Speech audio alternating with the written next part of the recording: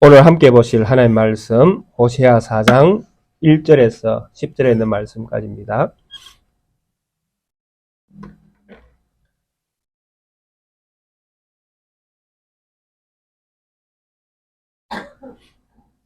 호세아 4장 1절에서 10절에 있는 말씀까지 한 목소리로 합독하겠습니다. 이스라엘 자손들아 여호와의 말씀을 들으라. 여호와께서 이 땅 주민과 논쟁하시나니 이 땅에는 진실도 없고 인애도 없고 하나님을 아는 지식도 없고 오직 저주와 속임과 살인과 도둑질과 간음뿐이요 포악하여 피가 피를 비이음이라. 그러므로 이 땅이 슬퍼하며 거기 사는 자와 들짐승과 공중에 나는 새가 다 쇠잔할 것이요 바다의 고기도 없어지리라. 그러나 어떤 사람이든지 다투지도 말며 책망하지도 말라. 네 백성들이 제사장과 다투는 자처럼 되었음이니라. 너는 낮에 넘어지겠고 너와 함께 있는 선지자는 밤에 넘어지리라. 내가 네 어머니를 멸하리라.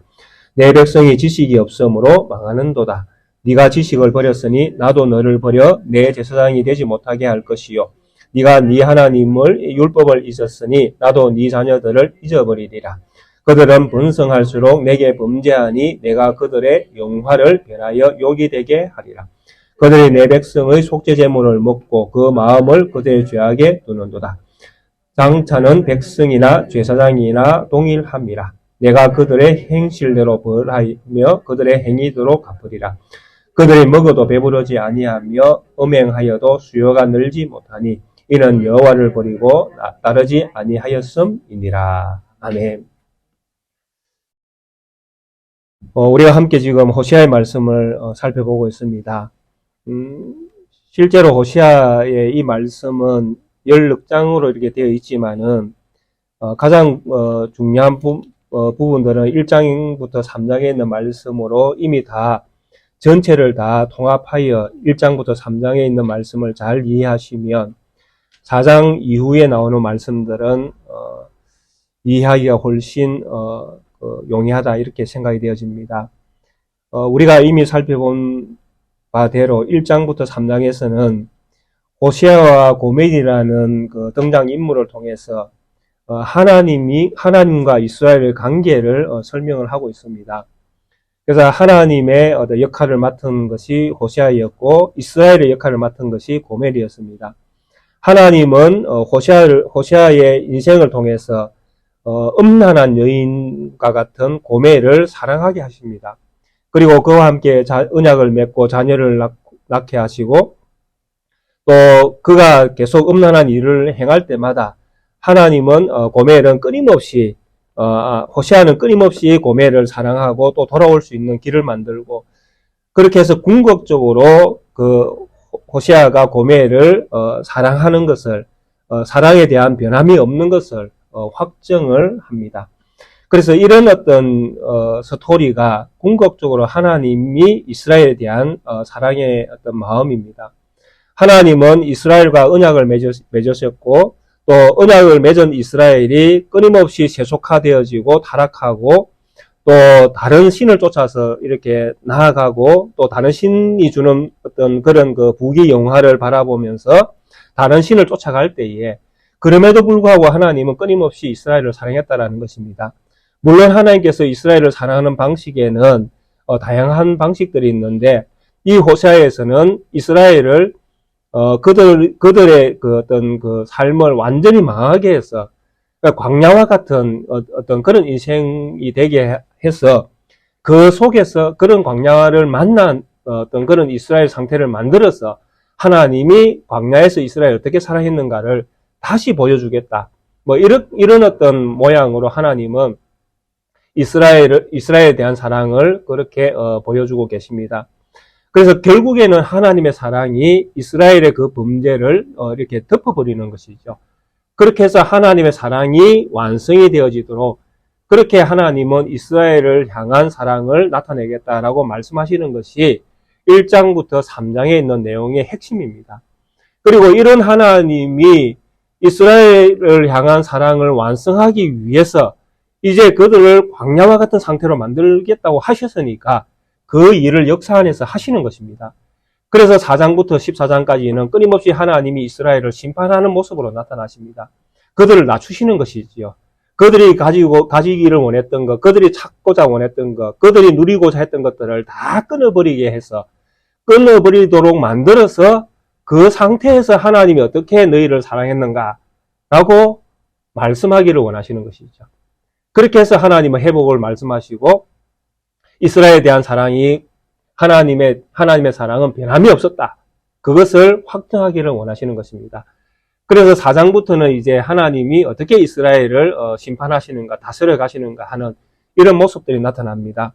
그런데 이런 모습들이 나타나면서 이스라엘이 얼마나 망가져 있는가를 말씀하시는 것이죠. 망가져야 하나님의 심판이 정당성을 부여가 되는 그런 어떤 형태로 나타나도록 하나님이 이끄시는 것입니다.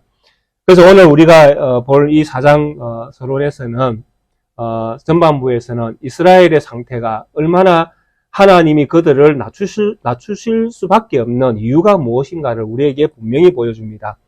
4장 1절에 보시면 이스라엘 자손들아 여호와의 말씀을 들으라. 여호와께서 이 땅 주민과 논쟁하시나니 이 땅에는 진실도 없고 인애도 없고 하나님을 아는 지식도 없고 오직 저주와 속임과 살인과 도둑질과 간음뿐이요 포악하여 피가 피를 뒤이음이라 이렇게 말씀합니다. 이스라엘 백성들이 하나님께서 호세아를 통해서 이스라엘 자손들을 부르라고 말씀하십니다. 그리고 그들을 불러서 여호와의 말씀을 그들에게 선언을 하십니다.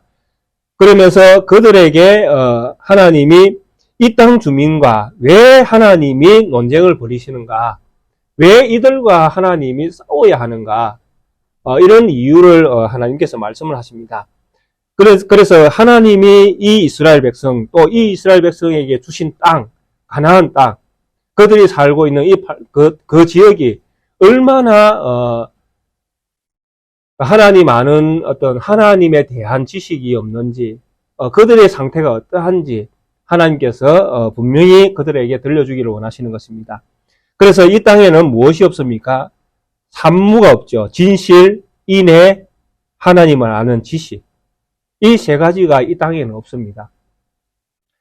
우리가 성경을 보시면 하나님이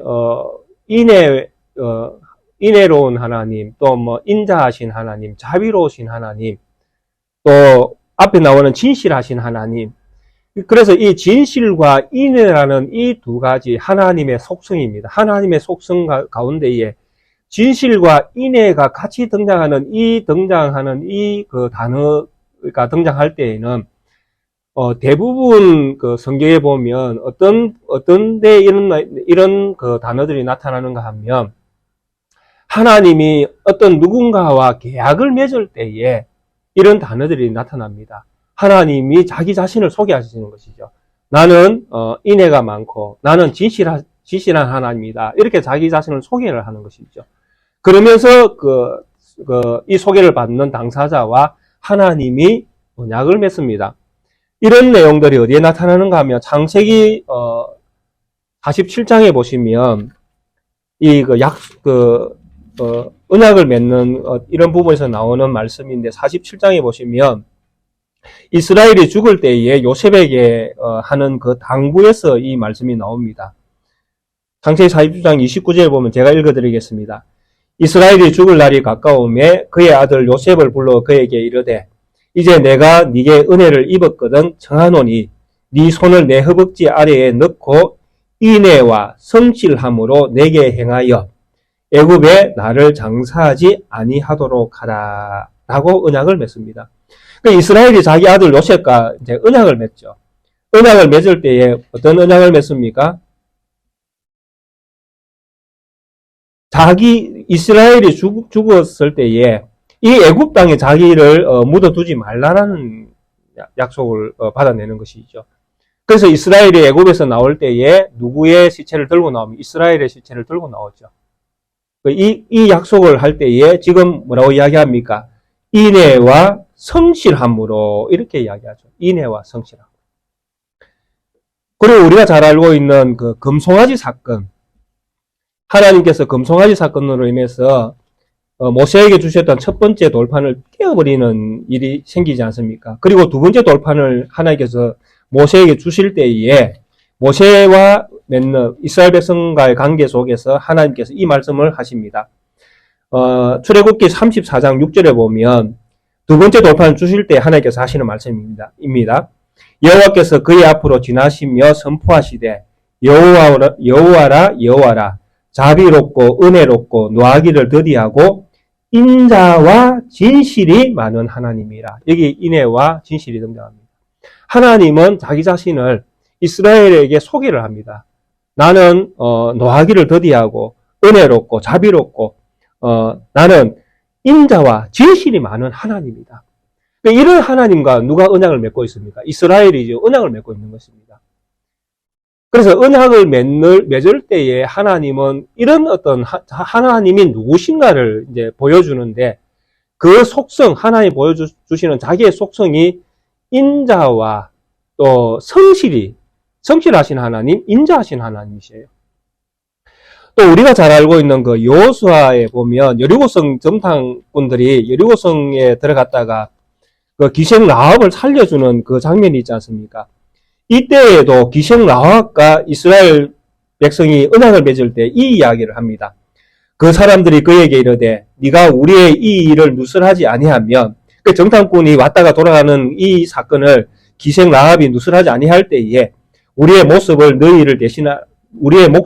너희를 대신할 것이요 여호와께서 우리에게 이 땅을 주실 때에 인자하고 진실하게 너를 대우하리라. 이렇게 약속합니다. 항상 이스라엘 백성이 누군가와의 어떤 약속을 할 때에 하나님의 속성을 가지고 이야기하는데 하나님은 인자가 많으신 하나님, 신실하신 하나님으로 늘 소개를 합니다. 이 두 가지가 성경에서 아주 많이 등장하는 하나님의 속성 가운데 한 가지입니다. 근데 이것이 왜 이 4장 1절에서 왜 하나님께서 이런 말씀을 하시는가 하면 이스라엘 백성들이 지금 가장 이스라엘 백성들이 문제가 뭐냐 하니까 하나님을 모른다라는 이야기입니다. 인자하신 하나님, 그리고 성실하신 하나님, 진실하신 하나님, 인애하신 하나님, 그리고 하나님을 아는 지식이 없다라고 할 때에 우리는 이 세 가지가 동등하게 연결되어 있는 것처럼 보이지만은 사실은 성실과 인애는 어디에서 따라오는가 하면 하나님을 아는 데에서 따라오는 것입니다. 문제는 뭐냐 하니까 우리가 하나님을 알게 되어지면 우리가 인자하고 진실할 수밖에 없다는 이야기입니다. 그런데 우리가 하나님을 모르면 인자하고 진실이 아니라 이절이 등장한다는 것입니다. 이절이 무엇이 등장하고 있습니까? 저주와 속임과 살인과 도적질과 가늠뿐이라. 그러니까 문제는 뭐냐 하니까 하나님을 아느냐 모르느냐의 문제입니다. 중요한 것이. 우리가 가지고 있는 이 성경은 온통 하나님 이야기잖아요. 오늘 한국 교회는 이 성경을 가지고 온통 사람 이야기만 하지만 실제로 이 성경은 모든 이야기가 하나님 이야기입니다. 처음부터 끝까지 하나님이잖아요. 내가 누구냐? 내가 무슨 일을 했느냐? 내가 무엇을 이룰 것이냐? 내가 하나님이다라는 것. 내가 이런 하나님이다. 내가 이런 하나님이다. 그래서 내가 이 일을 할 것이다. 내가 이런 일도 할 것이다. 내가 이런 일도 이뤄낼 것이다. 그게 성경 아닙니까? 그러니까 성경은 온통 하나님에 대한 이야기를 하고 있기 때문에 믿는 그리스도인들은 하나님을 알아야 되는 것이죠. 무엇보다도 중요한 것이 하나님을 아는 지식입니다. 그런데 지금 우리가 가진 이 성경에서 이 하나님을 아는 지식, 도대체 하나님은 누구신가라고 할 때에 핵심이 뭐냐 하니까 바로 이 하나님은 인자하신 하나님이고 성실하신 하나님이다라는 이야기입니다. 따라오는 것이죠. 하나님을 알 때에 하나님이 누군가? 그 하나님은 진실하신 하나님이다. 인자하신 하나님입니다.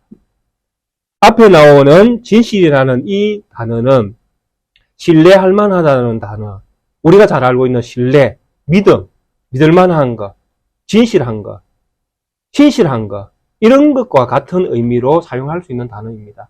우리 하나님은 어떤 하나님이십니까? 믿어야 되는 하나님이죠. 믿을만 하시는 분이잖아요. 그만큼 신실하신 분이시죠. 그리고 뒤에 따라 나오는 인내, 우리가 믿는 하나님은 어떤 하나님이십니까? 사랑이 많으신 하나님이시죠.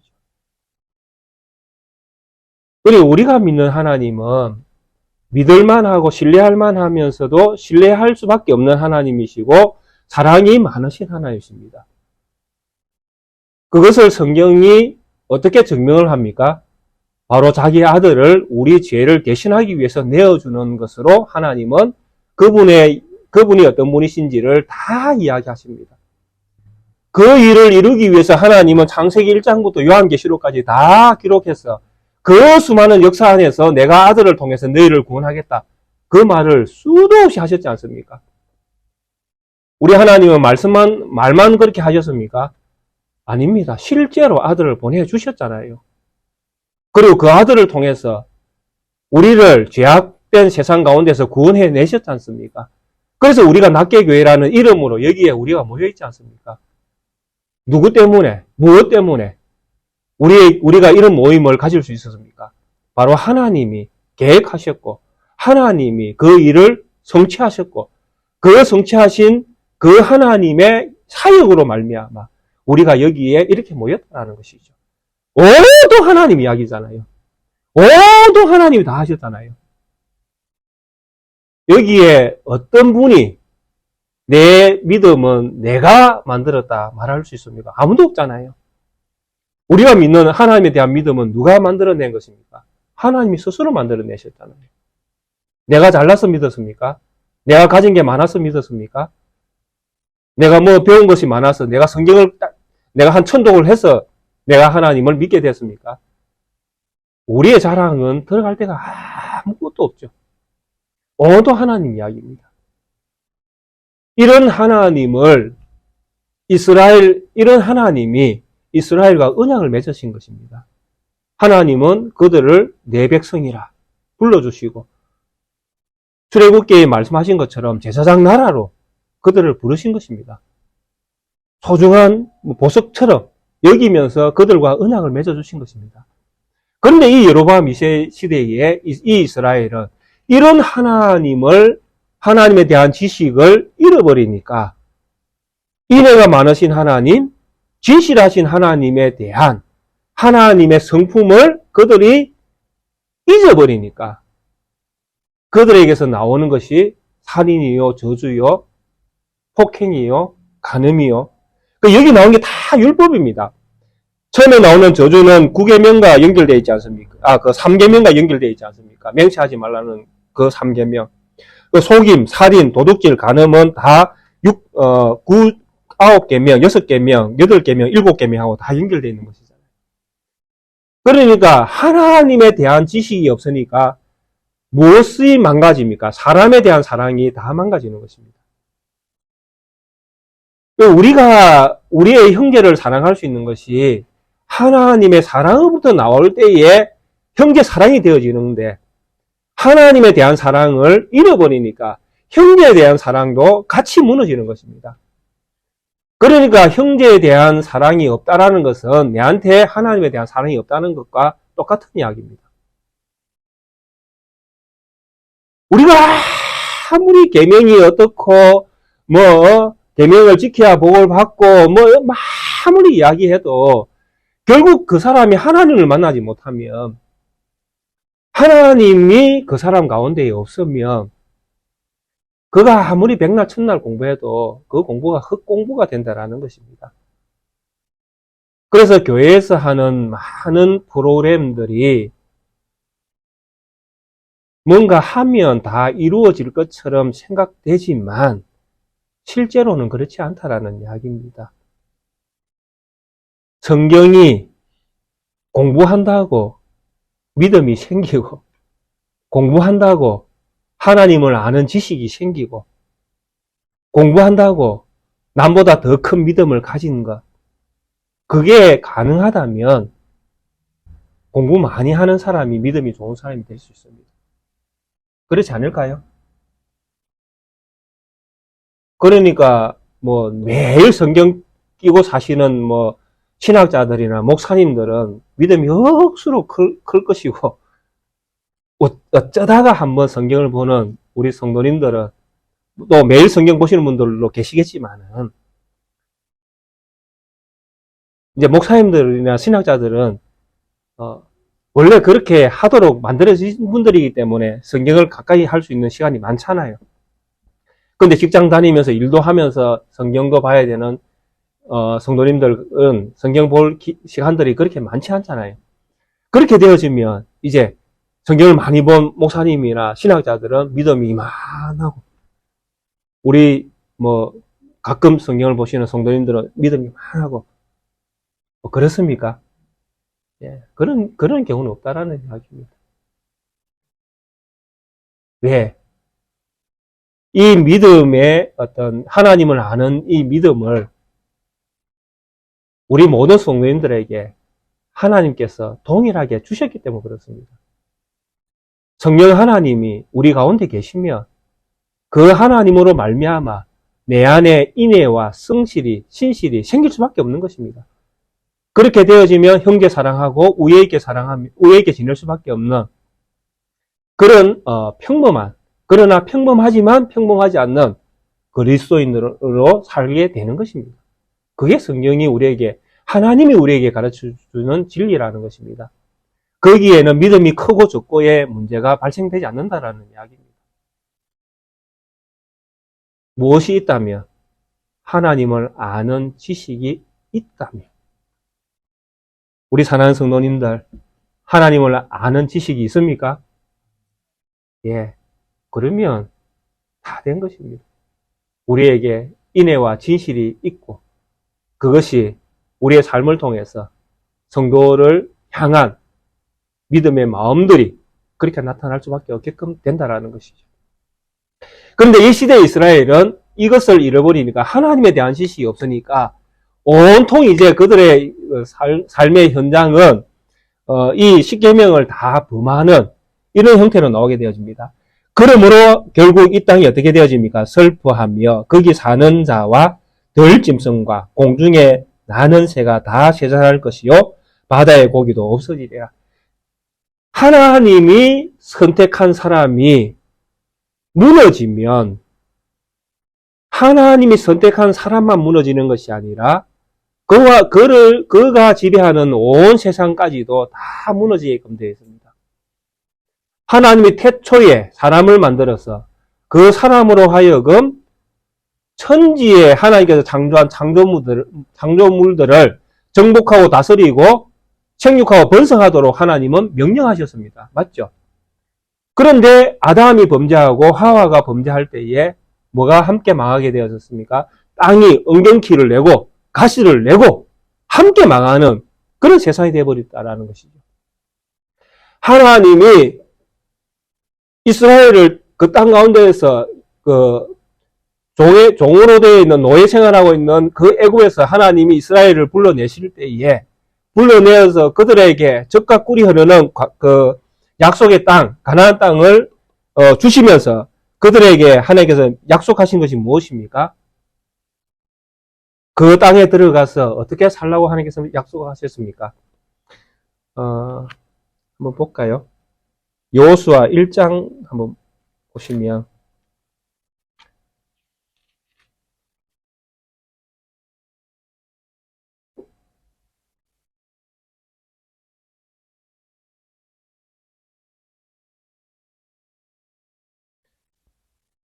어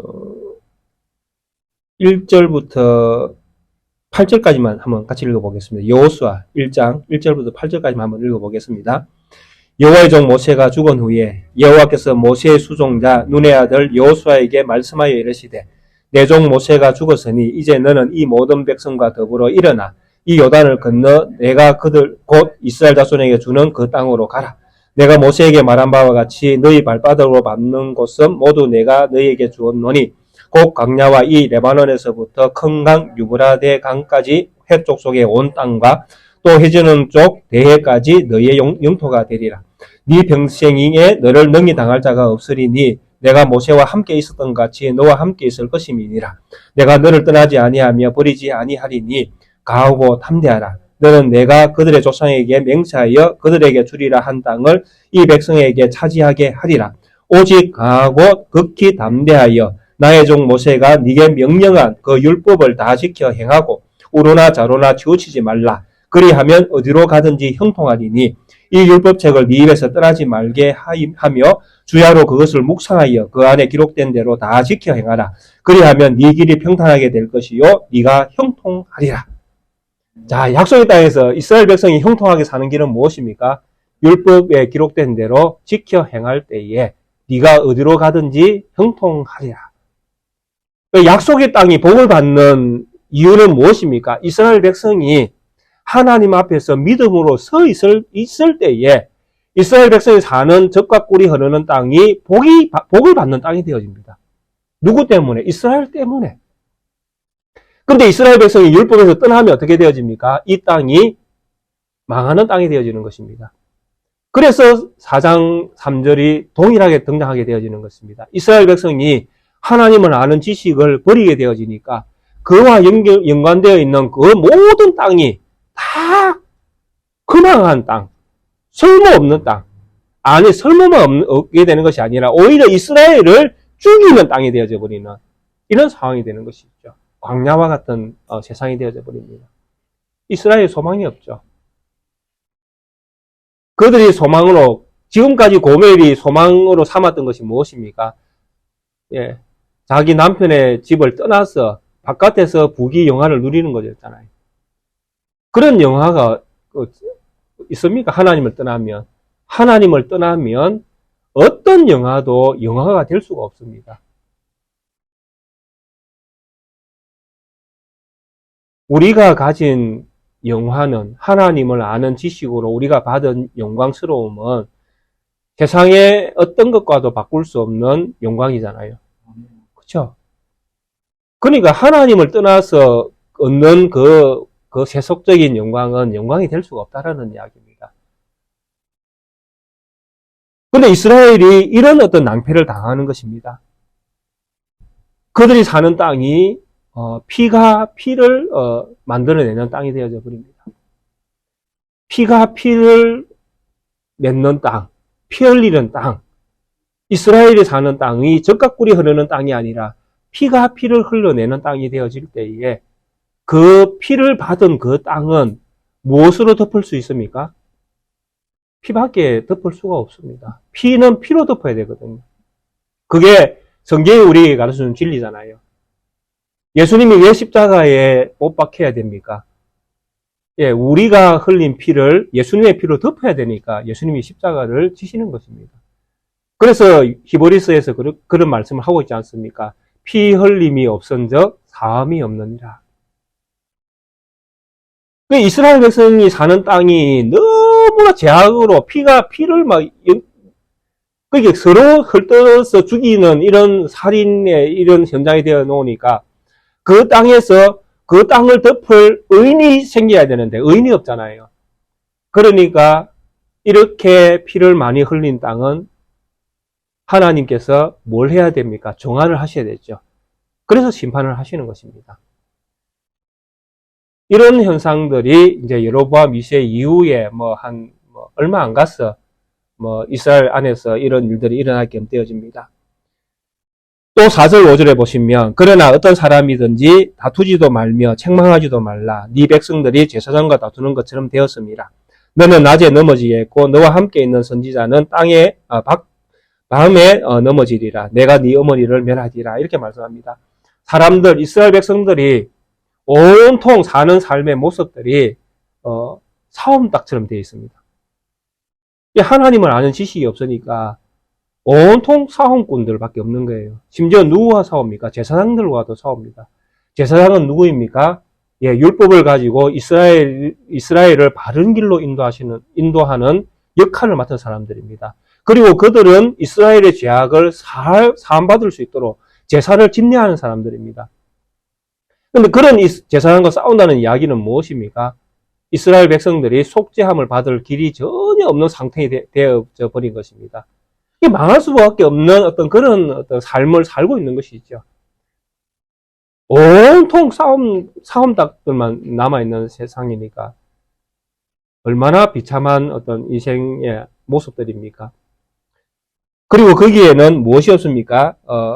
바른 길로 인도하는 자들이 없습니다. 왜냐하니까 낮에 넘어지고 너는 그게 사람은 낮에 넘어지고 또 너와 함께 있는 선지자는 밤에 넘어지니까 옳은 길로 가도록 이끄는 사람들이 없는 상황이 되어져 버린 이런 상황입니다. 이런 상황이니까 누가 하나님이 내가 네 어머니를 멸하리라 이렇게 이야기하죠. 여기서 어머니는 나라를 의인화시켜 놓은 것입니다. 나라 이스라엘 나라가 나라를 어머니로 묘사해 놓은 것입니다. 여기 하나님이 이런 나라를 이런 이 땅을 내가 심판해 버리겠다 이렇게 결론을 어머니라는 언어로 표현을 하고 있는 것입니다.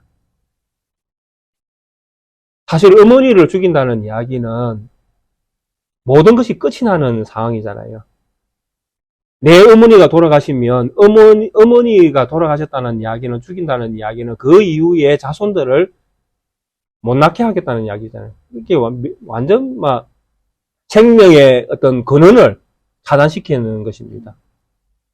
그러니까 이스라엘 백성들의 인생의 생명이 연결되어야 이스라엘 백성은 장수가 오래 사는 것이 하나님께서 보여주는 백성인데 하나님을 잘 믿을 때에 복 받은 것을 장수로 표현을 하고 있는데 하나님이 생명의 줄을 끊어버리겠다라는 것은 당연히 이스라엘을 망하게 만들겠다는 이야기죠. 그래서 장차 열방에서 일어나는 그 정세, 이스라엘 바깥에서 일어나는 정세를 통해서 아수르가 이제 힘을 이제 키우게 되고 뭐 이런 상황들이 이제 많이 일어납니다. 이스라엘 안에서는 내적으로 계속 반역이 일어나게끔 되어 있거든요. 그런 가운데에 이스라엘은 망하는 길로 가고 또 아수르의 지배를 받게 되어지고 아수르의 지배를 받는다는 것은 이 시대에 정말 회복 불가능할 정도로 망한다는 말과 똑같은 이야기입니다. 왜냐하니까 아수르가 어떤 나라를 지배하면 그 나라에서 쓸만한 사람들을 다 잡아가지고 자기 나라로 데려갑니다. 여기까지는 그래도 그 희망이 있잖아요. 왜 거기서 이제 다시 돌아와서 또 재건할 수 있는 이런 힘을 언젠가는 또 거기서 만들면 되니까. 그런데 문제는 뭐냐니까 여기에 이스라엘이 사는 땅에 사람들이 이제 그 다 포로로 잡혀가서 이제 얼마나 이게 좀 비게 되잖아요. 여기에 누굴 채우는가 하면 아수르 사람들을 데려와서 채워버리거든요.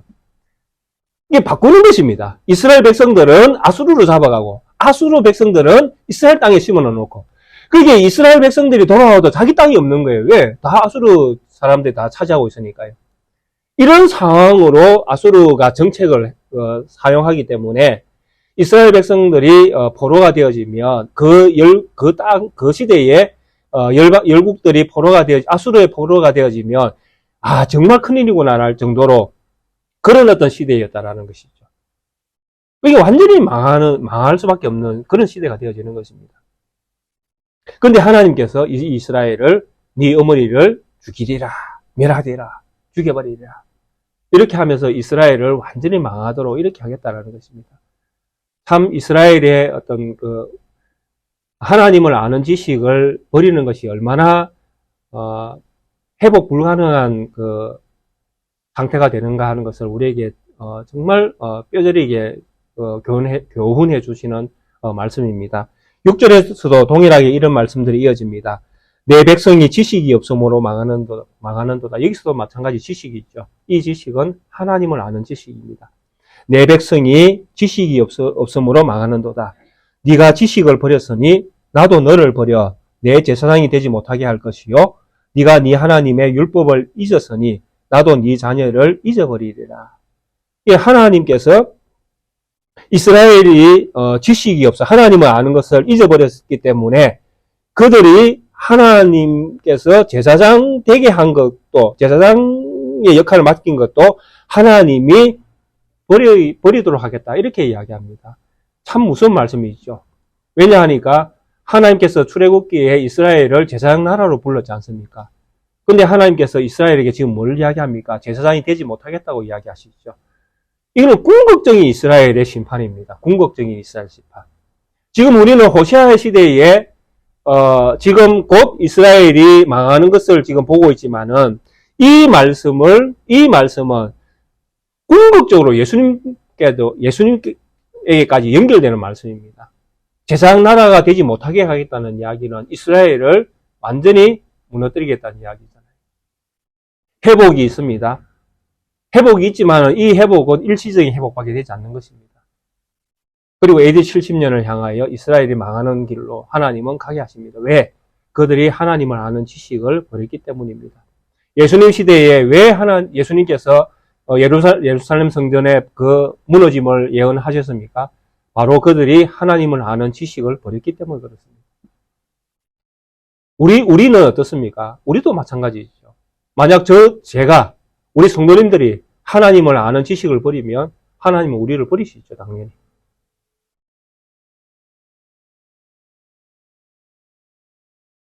우리가 이런 부분에서는 물론 우리가 성도의 견인이라는 것을 우리가 너무나 잘 알고 있어서 하나님이 한번 선택한 성도는 하나님께서 반드시 붙들어 주신다는 믿음은 변함없는 어떤 진리입니다.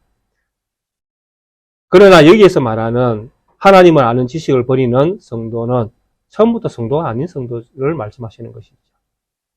그들은 믿는 채 하고 교회 안에 들어와 있지만 실상은 믿는 자가 아닌 자들이 교회 안에 들어와 있다는 이야기입니다. 그들은 결국에 그들의 하나님이 없음을, 하나님을 아는 지식이 없음을 드러낼 것이고 결국은 그가 믿음이 없는 것을 세상에 다 드러내게끔 되어 있는 것입니다. 그래서 이런 하나님을 아는 지식이 없기 때문에 결국 이스라엘은 제사장 나라가 되지 못하는 그런 어떤 상황을 결국에는 맞게 된다는 것이죠. 네 하나님의 율법을 잊었으니 내가 네 자녀를 잊으리라. 율법에서 무엇을 이야기합니까? 하나님의 율법을 잘 지키면 3, 4대까지 복을 받겠다 이렇게 말씀하시죠. 그렇잖아요. 네 3, 4대까지 복을 받게 하겠다. 근데 자녀가 없게 하는 것은 그들이 율법을 버렸기 때문에 그들이 맞이하는 당연한 결과입니다. 율법을 버렸다는 이야기는 하나님에 대한 사랑, 사람에 대한 사랑을 버렸다는 이야기잖아요. 이스라엘 백성이 하나님을 아는 지식을 버리게 되어지면 모든 것들이 다 문제가 발생될 수밖에 없게끔 되어 있습니다. 우리 믿는 성도가 하나님을 아는 지식에서 떠나게 되어지면 우리에게 남는 것이 무엇이 있겠습니까? 예, 아무것도 없습니다. 하나님을 떠나서 우리가 가지는 모든 것들은 허망한 허상일 뿐이지 그것은 가진 것이 아닙니다.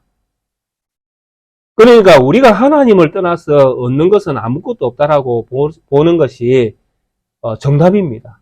하나님을 떠나면 우리 성도님들은 손에 쥘만한 것이 아무것도 없다. 이게 진리입니다. 하나님 안에 있으면 우리 성도님들은 온 세상과 다 바꿀 수 없는 영광을 가졌다. 이것도 진리이고요. 그래서 하나님을 아는 지식이 있는가 없는가 하는 것은 너무나 중요한 진리입니다. 그래서 우리는 하나님을 아는 지식을 가져야 되는 것이죠. 물론 우리가 이미 가지고 있잖아요. 왜? 우리가 성령의 은혜로 성령이 우리의 마음을 예수 그리스도께로 인도해 주셨으니까, 하나님께로 인도해 주셨으니까 우리에게는 하나님을 아는 지식이 있다. 이렇게 우리는 믿을 수 있는 것입니다. 그래서 하나님을 아는 지식을 버리게 되어지면 번성할수록 네가 범죄하니 내가 그들의 영화를 변하여 욕이 되게 하리라. 7절에 말씀하시는 이 말씀도 우리 시대에 엄청난 교훈이 되어집니다. 우리는 교회가 부흥하고 재산이 늘어나고 예배당을 크게 짓고 하면 우리는 성공한 어떤 그런 교회로 많이 알려집니다. 그리고 한국 교회는 이런 교회를 성공한 교회로 표현하기도 합니다. 그래 성경이 우리에게 주시는 말씀의 교훈은 가만히 보시면 사람은 번성하고 많아지고 또 가진 것들이 많이 충족되어지면 타락할 가능성이 훨씬 많은 것을 성경은 우리에게 가르쳐 주십니다. 그들은 번성할수록 내게 범죄하니. 왜 그렇습니까? 왜 하나님께서 많이 복을 주시는데 왜 사람은 많이 가질수록 범죄가 더 심해집니까? 무엇 때문에 그렇습니까? 예, 인간이 원래부터 악하기 때문에 그렇습니다. 인간이 원래부터 악하기 때문에 이 악함이, 본성이 추구하는 방향으로 자꾸 가려고 하는 성향이 높다라는 이야기입니다. 그래서 많이 가지게 되어지면 그 가진 것을 가지고 힘자랑하고 싶어지는 본성이 나온다라는 이야기입니다. 힘을 가지면 힘을 좀 써서 내가 이런 사람이네 하고 드러내고 싶다라는 것이죠. 돈을 많이 가지면 돈 자랑도 좀 하고, 권력을 가지면 권력 자랑도 좀 하고, 명예를 가지면 명예욕도 좀 부리고 싶고, 이런 욕망들이 이 타락한 본성에서 나온다라는 것이죠. 돈은 항상 중립입니다. 그렇잖아요. 돈이 나쁜 것은 아니잖아요. 돈은 나쁜 것이 아닌데, 이 돈을 사용하는 인간이 악하다라는 이야기입니다. 그래서 돈이 많아지면, 그 많아진 것 때문에 악한 인간이 돈을 악하게 사용한다는 이야기죠. 이 여로보암 2세 때에 지금 되어지는 상황 속에서 지금 하나님이 하시는 말씀인 걸 잘 이해하셔야 됩니다. 이스라엘이 나라가 강대해졌잖아요. 삶의 질이 높아졌지 않습니까? 그러면 하나님께서 주신 복, 우리가 이렇게 큰 복을 받았으니 하나님을 잘 믿어야지, 이렇게 나아가는 것이 아니고 그 복을 가지고 자기 만족으로 다 만들어버렸다는 이야기입니다. 많이 주니까 더 죄가 많아지더라, 이렇게 지금 표현하고 있지 않습니까? 그래서 하나님이 그들의 영화를 변하여 욕이 되게 하겠다, 이렇게 말씀하십니다. 오늘은 여기까지 그렇게 하도록 하겠습니다. 우리의 인생은 그렇습니다. 하나님을 아는 지식이 있어야 됩니다. 우리 성도님들은 하나님을 아는 지식을 가졌습니다. 믿으시죠? 네. 예. 그러면 이 하나님은 어떤 하나님이십니까? 인애와 성실이 많으신 하나님이십니다. 그래서 이 인애와 성실이 많으신 하나님에 대한 지식을 우리가 가졌기 때문에 우리의 삶은 어떻게 나타나는 것이 정상입니까? 인애와 성실로 나타나는 것이 정상입니다. 우리 낫게교회는 올 한 해 하나님을 아는 지식으로 충만하시고, 하나님을 아는 지식이 우리 가운데에 풍성하게 드러나는 그런 한 해가 되기를 주의 이름으로 축원드리겠습니다. 함께 찬송가 586장 함께 찬양되도록 하겠습니다.